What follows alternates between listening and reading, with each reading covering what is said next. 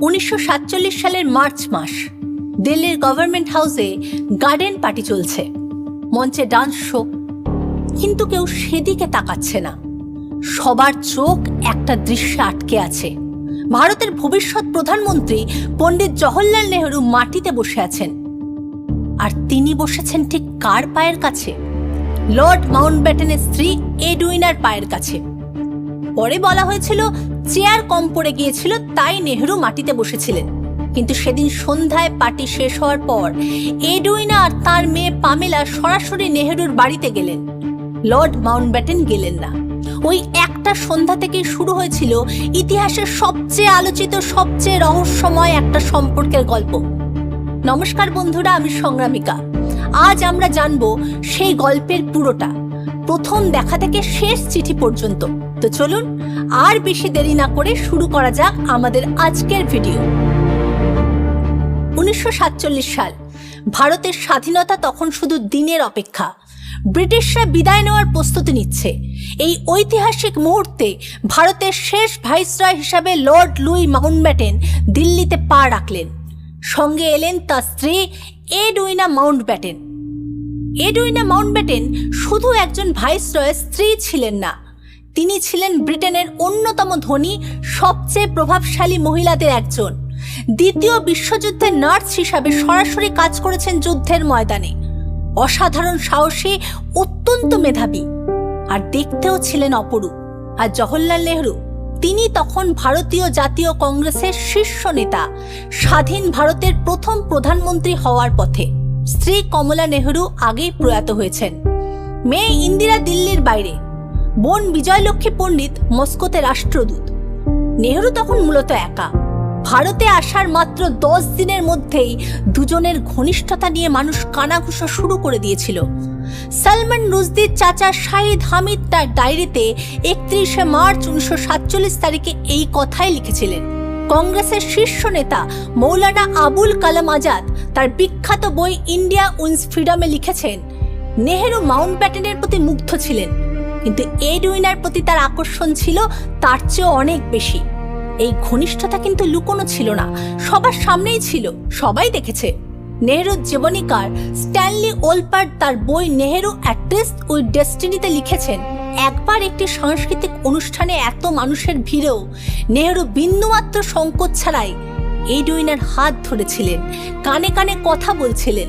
আর সবচেয়ে তাৎপর্যপূর্ণ কথা হলো, লর্ড মাউন্টব্যাটেন নিজেই নেহরুর লেখা চিঠিগুলোকে লাভ লেটার বলে ডাকতেন। বিখ্যাত সাংবাদিক এম.জে. আকবর তার বই নেহরু দ্য মেকিং অফ ইন্ডিয়াতে একটি ঘটনার কথা লিখেছেন। 1949 থেকে 1952 সাল পর্যন্ত উত্তরপ্রদেশের রাজ্যপাল হোমি মোদির ছেলে ঋষি মোদির বয়ানে নেহরু সেবার নৈনিতালে গিয়ে রাজ্যপালের বাড়িতে উঠেছিলেন। রাত 8টায় হোমি মোদি ছেলে ঋষিকে পাঠালেন নেহরুকে রাতের খাবারের জন্য ডাকতে।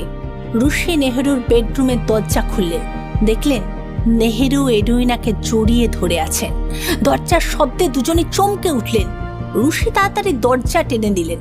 কিছুক্ষণ পর নেহরু খাবার ঘরে এলেন। তারপরে এডুইনাও। এই একটা ঘটনাই অনেক কিছু বলে দেয়। এই সম্পর্কের সবচেয়ে বিশ্বস্ত সাক্ষী হলেন পামেলা হিক্স, মাউন্টব্যাটেনের নিজের মেয়ে। তার বইতে তিনি লিখেছেন, নেহরু তার কাছে ছিলেন এক অসাধারণ মেধাবী ও ব্যক্তিত্বময় মানুষ। পামেলা বলেন, নেহরু তখন একা, আর এই একাকী মানুষটির সামনে এলেন এডুইনা। দুজনেই দুজনের দিকে টানা পড়লেন। সেই টান থেকেই জন্ম নিল এক গভীর সম্পর্ক। এখন স্বাভাবিক প্রশ্ন, লর্ড মাউন্টব্যাটেন এসব থেকে রেগে গেলেন, প্রতিবাদ করলেন? না, উল্টোটাই হলো। লেখক অ্যান্ড্রু লনি তার বই দ্য মাউন্টব্যাটেনস দেয়ার লাইভস অ্যান্ড লাভার্সে লিখেছেন, মাউন্টব্যাটেন দম্পতির বিয়ের মধ্যে একটা নিজস্ব বোঝাপড়া ছিল। দুজনেই আলাদা আলাদা সম্পর্ক রাখতে পারবেন। পামেলা হিক্স তার বইতে আরও বলেছেন, মা বাবার সংসারে ঝগড়া লেগেই থাকতো। এডুইনা অভিযোগ করতেন স্বামী তাকে সময় দেন না। কিন্তু নেহরুর সঙ্গে পাহাড়ে কিছুটা সময় কাটিয়ে এলেই এডুইনার মুখ থেকে সব অভিযোগ উধাও হয়ে যেত। তিনি হাসি মুখে মাউন্টব্যাটেনের সঙ্গে কথা বলতেন। মাউন্টব্যাটেন বিষয়টা বুঝতেন। পামেলা জানিয়েছেন, তার বাবা আর তিনি নিজে জেনে বুঝে নেহরু ও এডুইনাকে একসাথে সময় কাটানোর সুযোগ দিতেন। লর্ড মাউন্টব্যাটেনের বিরুদ্ধে নিজ সমলিঙ্গ প্রেমের অভিযোগ ছিল। এই পটভূমিতে তাদের দাম্পত্যের ধরনটা বুঝতে সুবিধা হয়। মোট কথা, এই সম্পর্কে মাউন্টব্যাটেন পরিবারের বাধা ছিল না, বরং ছিল নীরব সম্মতি। 1948 সালে মাউন্টব্যাটেনকে ইংল্যান্ডে ফিরতে হলো, সঙ্গে এডুইনাকেও যেতে হবে। বিদায় পার্টিতে পামেলা হিগস দেখলেন তার মায়ের চোখে কষ্টের ছায়া। যাওয়ার আগে এডুইনা তার মহামূল্যবান পান্নার আংটি ইন্দিরা গান্ধীকে দিলেন, কারণ তিনি জানতেন নেহেরু নিজেই উপহার নেবেন না। বিদায়ের পরদিন সকালে নেহেরু গভর্নমেন্ট হাউসে এলেন, দুজনে উপহার বিনিময় করলেন। এডুইনা নেহেরুকে দিলেন 18 শতকের একটি সোনার ফরাসি বাক্স। নেহেরুকে নিয়ে এসেছিলেন একটা পুরনো মুদ্রা, একটা ঝুড়ি ভর্তি পাকা আম, আর নিজের আত্মজীবনীর একটা কপি। বিচ্ছেদেও সম্পর্ক শেষ হলো না। নেহেরু যখনই কমনওয়েলথ শীর্ষ সম্মেলনে লন্ডনে যেতেন, এডুইনার সাথে কিছুটা সময় কাটাতেন। সেই সময় লন্ডনে ভারতীয় হাই কমিশনে কর্মরত লেখক খুশবন্ত সিং তার আত্মজীবনী truth, love and a little মেলিসে লিখেছেন। একটি সংবাদপত্রে তিনি খবরে দেখলেন লন্ডনে এসে নেহেরু লেডি মাউন্টব্যাটেনের বাড়িতে উঠেছেন, আর সেই সময় লর্ড মাউন্টব্যাটেন লন্ডনে নেই। 1960 সাল, বর্নিওতে মারা গেলেন এডুইনা মাউন্টব্যাটেন। মৃত্যুর পর তার বিছানার পাশে পাওয়া গেল নেহেরুর লেখা এক গুচ্ছ চিঠি। চিঠিগুলো পরে লর্ড মাউন্টব্যাটেনের কাছে পাঠানো হলো। এডুইনার উইলেও লেখা ছিল নেহেরুর সব চিঠি তার স্বামীর কাছে যাবে। একটা পুরো সুটকেস ভর্তি ছিল শুধু চিঠিতে। একদিন মাউন্টব্যাটেন মেয়েকে বললেন, পামেলা, তুমি কি আমার হয়ে চিঠিগুলো পড়বে? আমি 99.9% নিশ্চিত এতে এমন কিছু নেই যা আমাকে কষ্ট দেবে। পামেলা পড়লেন, আর যা বললেন তা সত্যিই অবাক করার মতো। সেগুলো ছিল অসাধারণ চিঠি। আসলে ওগুলো ছিল ভারত গড়ার এক জীবন্ত দিনলিপি। প্রতিটি চিঠির শুরুতে নেহেরু লিখতেন আমার মাকে কতটা মিস করছেন, শেষ করতেন নিজের অনুভূতি দিয়ে, কিন্তু শারীরিক কিছু ছিল না ওতে। সব চিঠি ভোর 2 থেকে 4টের মধ্যে লেখা, নেহেরুর নিজের হাতে। এই চিঠিগুলো 2008 সালে সোনিয়া গান্ধীর কাছে পাঠানো হয়েছিল বলে জানা গেছে, কিন্তু সেগুলো এখনো সর্বসাধারণের কাছে আসেনি।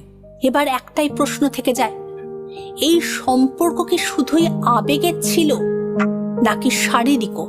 পামেলা হিগস সরাসরি বলেছেন এতে শারীরিক কিছু ছিল না। তার কথায়, আজকের প্রজন্মের কাছে হয়তো অবিশ্বাস্য লাগবে যে কেউ কাউকে এত গভীরভাবে ভালোবাসতে পারে শারীরিক সম্পর্ক ছাড়াই। পুরোনো আমলে এটা খুবই স্বাভাবিক ছিল, আর তারা সবসময় মানুষের ভিড়ে থাকতেন। একান্তে সময় পাওয়ার সুযোগ খুব কমই ছিল। অন্যদিকে ইন্দিরা গান্ধীর জীবনীকার জারির মাসানি ভিন্ন মত দিয়েছেন। তার বক্তব্য, নেহেরু রোমান্টিক চিঠি লিখতেন এডুইনাকে। 50-এর দশকে লন্ডন সফরে তিনি এডুইনার সাথে রাত কাটাতেন, তবে তিনিও সরাসরি প্রমাণ দেননি। তাহলে সত্যিটা কি? সত্যি হলো এই সম্পর্কের শেষ কথাটা আজও কেউ জানে না। সেই চিঠিগুলো এখনো রহস্যের আবরণে ঢাকা। কিন্তু এটুকু নিশ্চিত, দুটো মানুষ, দুজনেই একা, দুজনেই অসাধারণ মেধাবী, ইতিহাসের এক ঘূর্ণিপাকের মাঝে একে অপরের কাছে এসেছিলেন।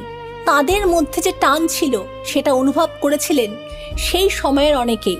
আর রাত 2টোয় বসে একা হাতে চিঠি লেখা মানুষটা কতটা মিস করতেন সেটা তো ওই চিঠিগুলোই বলে। ইতিহাস এটুকু বলে, মানুষ যতই বড় হোক, ক্ষমতার শীর্ষে থাকুক, হৃদয়ের অনুভূতি তাকে সাধারণ করে দেয়। এই গল্পটা নিয়ে আপনার মতামত কি? নেহেরু এডুইনার এই সম্পর্ককে আপনি কিভাবে দেখেন?